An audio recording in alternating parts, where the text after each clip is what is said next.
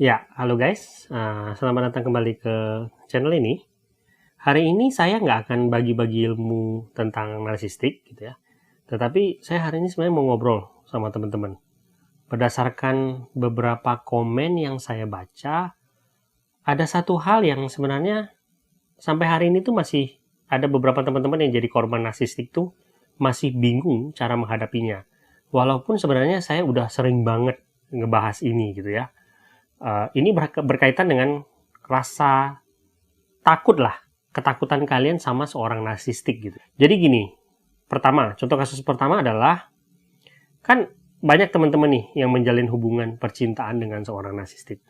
Ketika misalnya kalian sudah melepaskan diri dari si narsistik, hubungannya tuh udah putus lah ibaratnya. Entah kalian yang memutuskan atau dia yang memutuskan, kita kan udah tahu ya, putus dari seorang narsistik itu nggak bakal mudah gitu ya. Karena setelah putus pun, narsistik itu nggak pernah mau kehilangan supply-nya dia.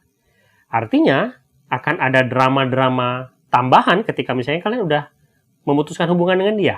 Ya, entah itu percintaan, entah itu hubungan kerja, entah itu hubungan keluarga misalnya, akan tetap ada drama-drama dan kemungkinan besar akan ada fitnah-fitnah yang tertuju kepada kalian.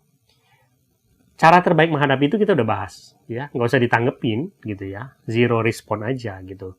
Nah, ada teman-teman yang masih stuck di fase ini gitu ya, yang bertanya, banyak banget nih yang tanya ini. Kalian tuh selalu bertanya bahwa, abang, sampai kapankah si narsistik ini akan berhenti menteror saya? Sampai kapankah dia akan membiarkan saya tenang? Sampai kapankah dia berhenti melemparkan fitnah-fitnah ke saya? Gitu ya.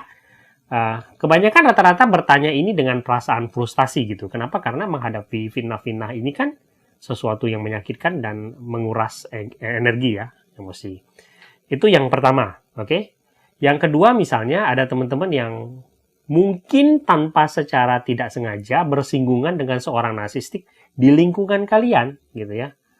Kalian sebenarnya nggak bermusuhan sama dia, tetapi ya dia selalu dalam tanda kutip tuh mengganggu kalian lah, membenci kalian gitu ya. Dan ini lebih rumit misalnya kalau dia itu adalah hubungan saudaranya gitu ya. Orangnya juga lebih tua misalnya, dan kalian bingung bagaimana bersikap. Dan yang paling mengganggu pikiran kalian adalah bahwa, abang, saya harus bagaimana ya? Saya tuh takut aja ketemu orang ini. Abang, sampai kapan dia itu bakal melemparkan hal-hal buruk tentang saya, memfitnah saya, memancing saya, memprovokasi saya, menjelek-jelekan saya di depan orang-orang sekitar kami, gitu ya.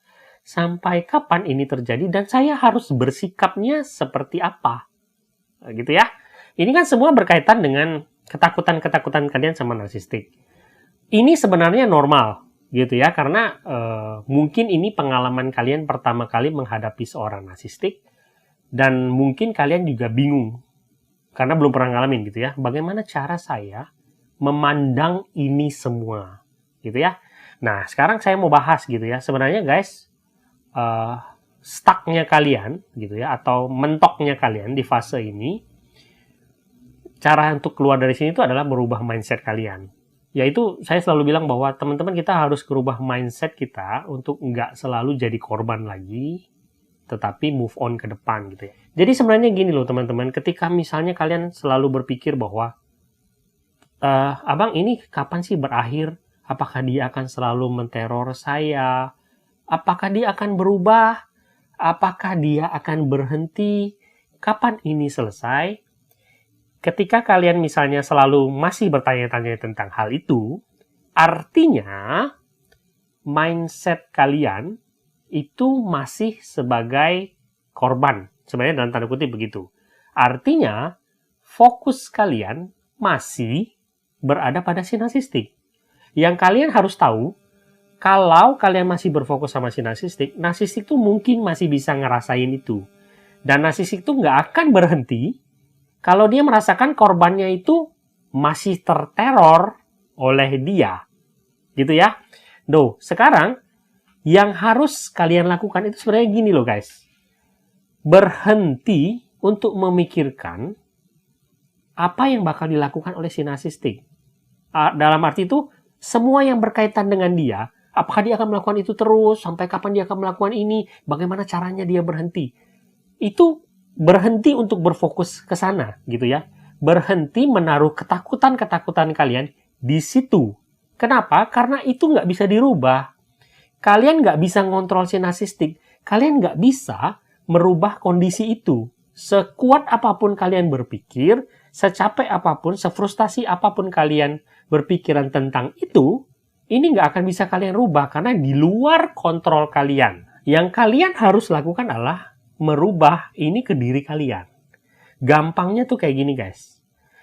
Daripada kalian berfokus untuk mencari kelemahan si narsistik atau memprediksi apa yang bisa dilakukan si narsistik, berfokuslah untuk mencari tahu apa yang bisa kalian lakukan supaya apapun yang dilakukan oleh si narsistik itu kepada kalian, itu tidak akan memberikan arti apapun kepada kalian. Sekali lagi, apapun yang dilakukan oleh si narsistik, itu tidak akan berpengaruh apapun lagi kepada kalian. Tidak akan bisa menyakiti kalian lagi. Kalau di dunia perang itu sebenarnya gini guys, daripada kita berfokus untuk memikirkan bagaimana cara memperlemah musuh, tapi lebih baik saya berfokus bagaimana caranya saya menjadi kuat. Sehingga apapun yang dilakukan oleh si narsistik itu nggak bakal bisa nyakitin saya. Kalau itu kalian bisa lakukan, kalian nggak akan peduli lagi. Apakah dia akan melakukan ini lagi? Sampai kapan dia akan melakukan ini lagi? Apakah kalian akan bersinggungan sama dia lagi?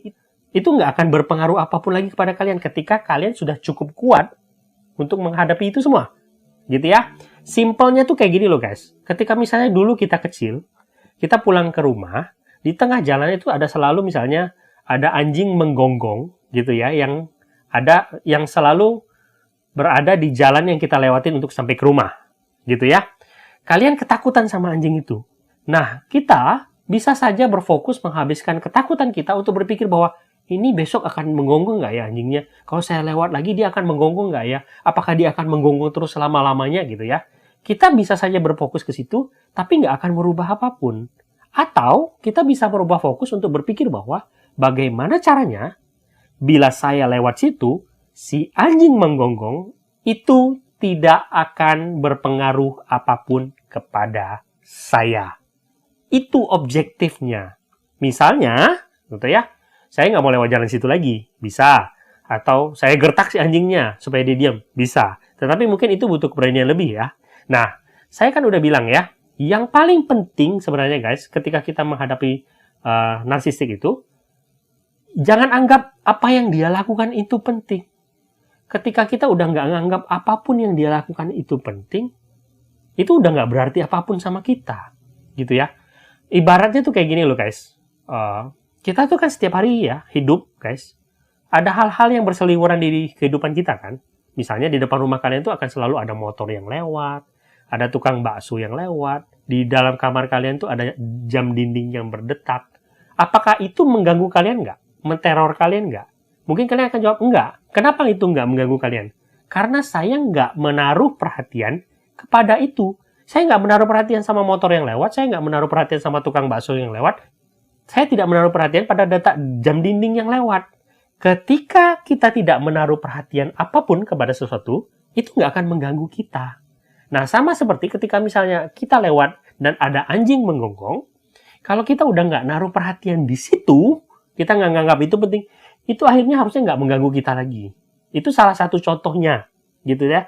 Dan itu juga yang harus kita lakukan sama si narsistik. Fokuslah untuk menjadikan diri kalian kuat. Nggak usah mikir bahwa narsistik itu bakal melakukan apa, sampai kapan, dan apapun yang dia lakukan misalnya, tapi berfokuslah bagaimana caranya supaya saya nggak peduli lagi apapun yang dia lakukan dan dia lontarkan kepada saya. Dengan itu, apapun yang terjadi itu tidak akan menyakiti saya atau tidak akan membuat saya takut.